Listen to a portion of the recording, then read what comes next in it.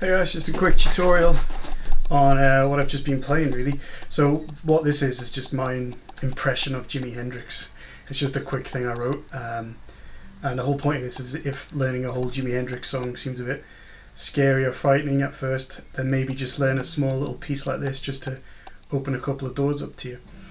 So I'm going to put this in my beginners playlist on my YouTube channel. Now I say that it starts off with a bar chord. I don't consider bar chords to be beginner chords because a lot of players who I teach, when they first come across them, struggle with them, and for good reason, like I did as well when I started.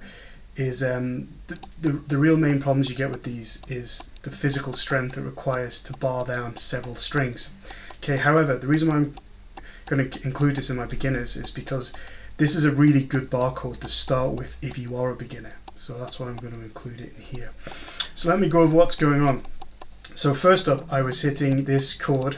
By the way, before I start, this is a movable shape. You can move it all over the fretboard, and it's in many styles of music. I'll go into that a lot more when we do the theory lessons. Okay, so what we're doing here, this is E major. If you're a cage system person, don't worry if you're not, but if you are, this is E major in A shape. So what I'm playing here is my index finger is down here on the A string, yeah, on the 7th fret. This is our E note, this is the root. Wherever this is, and then you place that shape, this is the tonic, the root. This will dictate what the chord is. So I know from tuning guitar, this note here is E. If I place that shape down, the chord becomes E major. If I place it up here, I know this note is C. If I place the shape down, it becomes C major. Okay, so a really useful chord on the guitar. Okay, so here's the hard part. I'm holding this down, fretting it down. My third finger, this is the traditional way of fretting it, there is another way, is barring down the D, the G and the B on the 9th fret, and my rhythm hand is just playing. Because it's an E chord, it would be okay to hit these E strings, but I want you to just focus on playing the A, D, G and B, and this is the sound we're after. Okay, what most people struggle with is holding down those 3 strings with this third finger. Okay, getting them all to ring out. If you want, you could use your little finger to bar that down, but I'd ask you to try and get used to that. Okay, it's a good place to start bar chords. You don't want to start up here because it's a little bit harder to fret here because it's closer to the pull on the strings from the tuning pegs, so it's harder to clamp it down here. So with us playing it up here, it's actually a good place to start. Okay, so I hit this chord twice, E major. Okay, just get used to that. Then what I'm doing, I'm using my index finger, I'm barring the D and the G string here on the 9th fret. Okay, this is kind of like a very Hendrixism. This is what he does really well, is blending lead phrases and with the rhythm, which is one of the things I really like about his playing. So I'm barring D and G, the index finger on the 9th fret. I'm hitting the D and G with the right hand, and at the same time I'm hammering on. So I hit the 2 strings and I hammer on the D string, fret 9 to fret 11. So you got this first. Okay, just get used to that movement if you want. I'm actually also, it's okay if you don't want to hit this, I'm also barring the G string as well because of what happens next. Okay, what I'm doing then is I'm dropping down. I'm doing a hammer on and pull off while hitting the G and the B with the right hand. So you could just get used to that if that's feeling new to you. So hammer on, drop down, hit G and B, and then hammer and pull off. Okay, so with this I'm hammering just onto that string, the G string, but with this hand I'm hitting the G and B's. So we got this. And to finish that off, and then fretting down the D string on the 11th fret, and then dropping down and hitting the G string on the 9th fret. So that little lead phrase after we hit the chord goes like this. So you could just get used to that. It's a really cliched Hendrixism is one of his isms, but when you play with the chord, it sounds lovely. So after the chord. Sometimes what I do in between is I do like a mute on the strings, so you'll hear this. Okay, you don't have to do that. Just, it's more of a groove thing for me, just to help me stay in time.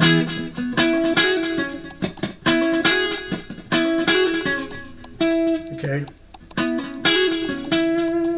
After that we go back to our chord, hit that twice again, so.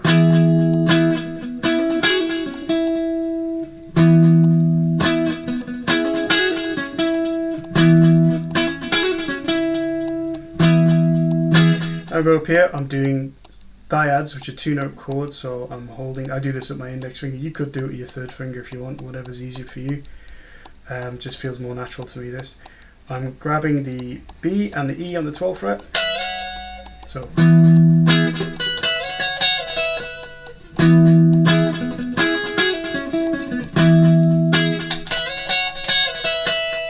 Okay, taking those 2 notes, sliding them up to the 14th fret and sliding them back to the 12th.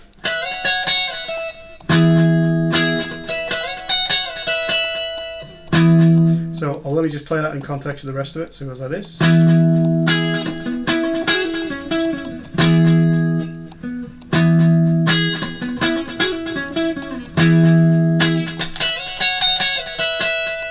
I'm sliding up twice, back, and I hit the twice there.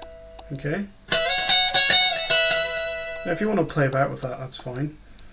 I go back up, hit the chord twice again, E major. We have this lick. Okay, so I'm just pushing up, bending up. Okay.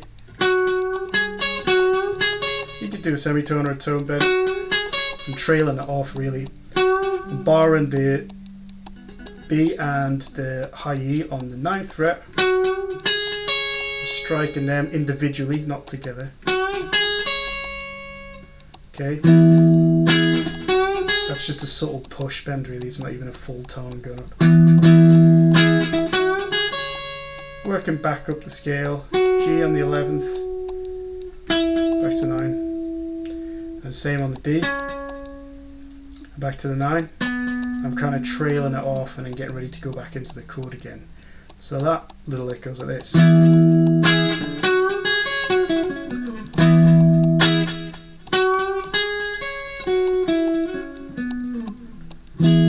Back to the chord, and then so those little parts are going to go slowly like this. Let's see if I can slow it down a little bit for you.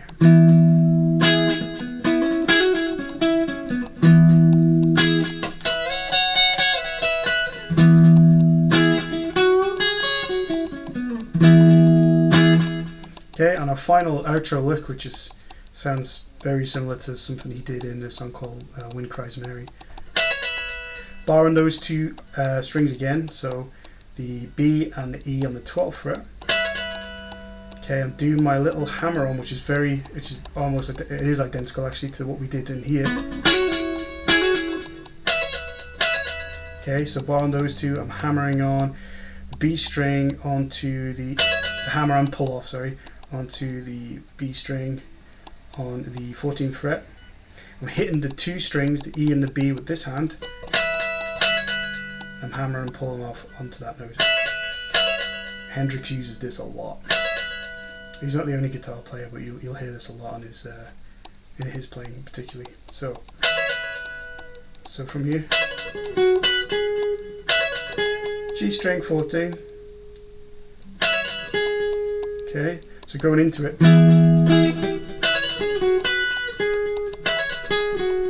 So we're on back here, then we'll go back to the G on the 11th fret, so middle finger on, next is on the B string on the 12th, so that little section. Back up to the 13th fret on the G, so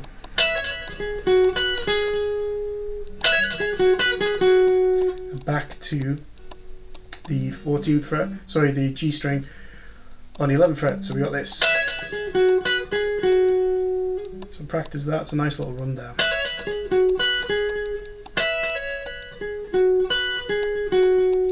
And what I'm doing, okay, I use hybrid picking, where I'm picking the D which is on the 12th fret, and the index finger is grabbing the G on the 11th fret.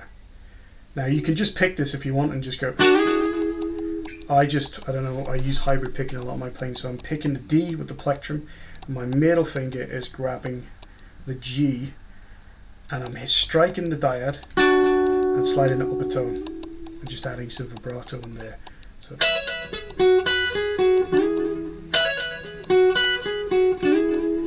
And these are all things that are very common in Jimi's playing. Have a play with that. I'll go into the theory side of Hendrix's stuff in our individual lessons. If you're kind of new to Hendrix, this is kind of a short little guide to some of this stuff, and it might be worth just doing a little passage like this rather than learning a whole song, which might seem daunting at first to some people.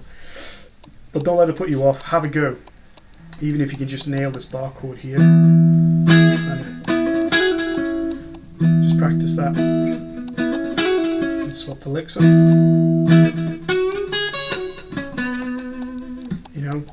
Just little steps will help you out. Anyway, let me know how you do in the comment section, and I'll see you very soon.